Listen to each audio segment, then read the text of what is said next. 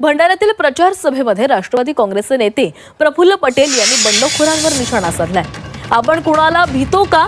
आम्ही बांगड्या घातलेल्या नाही, मर्द आहोत असा घणाघात पटेल यांनी केलाय। तसंच आमचे जुने मित्र पुतळ्याच्या मागे लागलेत, भटकलेल्याच्या मागे आपल्याला जायचं नाही, समझने वाले को इशारा काफी है असं म्हणत त्यांनी बंडखोर सागर गभणे आणि माजी खासदार मधुकर कुकडे यांच्यावर निशाणा साधलाय। और किसी को विरोध करना है तो मर्दानगी से विरोध करके दिखाओ। दिखाओ मेरे साथ, मैं हूं ना, कि मैं लेकर और तुम वो देते। ऐसा क्या है? हमने क्या बगड़ा पहने? अरे हमको भी मालूम है राजू बाबू, हम क्यों अपन मर्द लोग हैं, ऐसा कोई डरते क्या? कितनी पार्टी में चले गए?